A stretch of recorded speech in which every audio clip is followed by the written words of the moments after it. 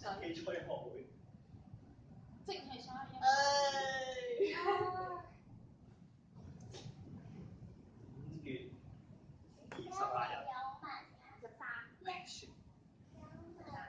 5月23日，我而家好驚夜晚，尤其係我圖書館閉館之後，我同琴日一樣，漫無目的咁喺市中心度周圍行。我唔想翻屋企同埋瞓覺。至於 Alice， 我知佢打咗好多通電話俾我，佢好想揾到我，我都好想見到佢啊！但係我真係唔想再見到 Charlie。呢個鐘數，佢應該會喺學校。我想揾個人同我傾下偈啊！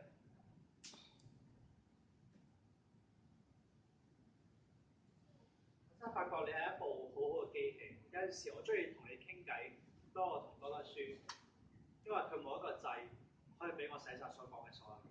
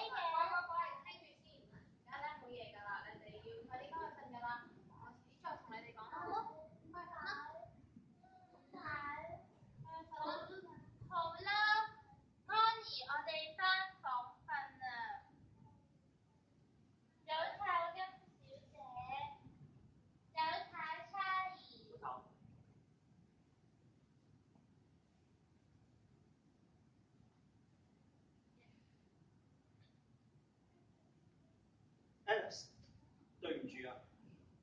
你唔使講對唔住喎，你都冇做錯。唔好咁啦，你明明就唔開心。係啊，你都知我唔開心。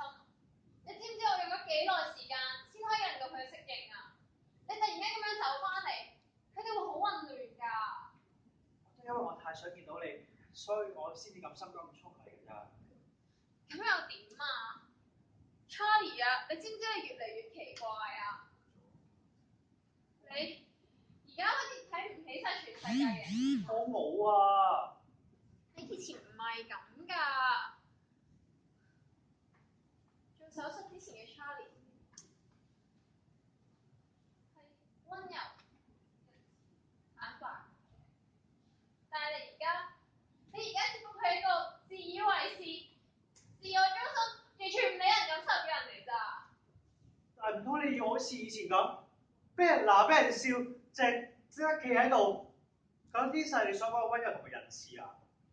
唔係咁㗎，你記唔記得仲有好多人關心你，好似唐太、Gina，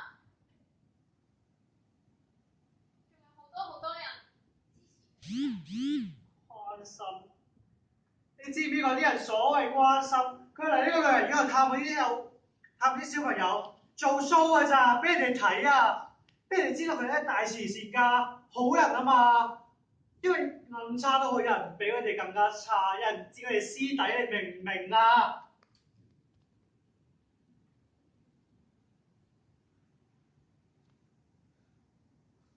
我諗你當我都係呢一類人。你知我唔係講緊你㗎。或者你啱嘅。自從嗰次音樂會之後，我打個電話俾你，唔止一次，係無數咁多次啊！我未試過咁樣打電話俾一個男人㗎，但係你係一啲回音都冇啊！我覺得我哋兩個之間好似越嚟越遠咁。有時我要同自己講，我冇智力退化，係你變得太快咋。我喺度講啊，送你翻去先啦。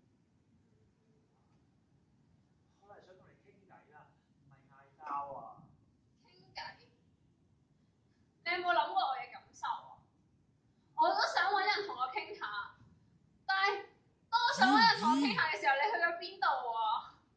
我試過去揾你，我每一次去到你隔離唔係咩科學家，就係嗰啲好有權威嘅學術人士。你哋講嘅嘢我一啲都唔明啊！我一啲都唔明，我根本就唔敢同你講嘢。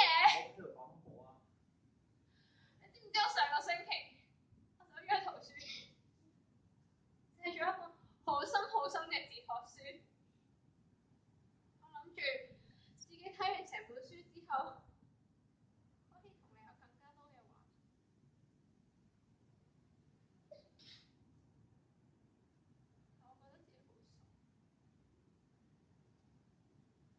不如咁啊，你翻屋企好唔好？你走，請一個人靜下。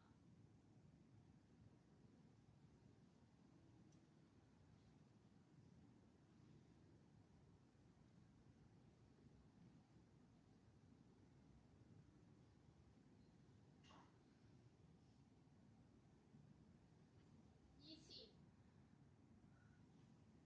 我以為 Charlie 做完手術之後，可以同我分享所有嘅嘢，但係而家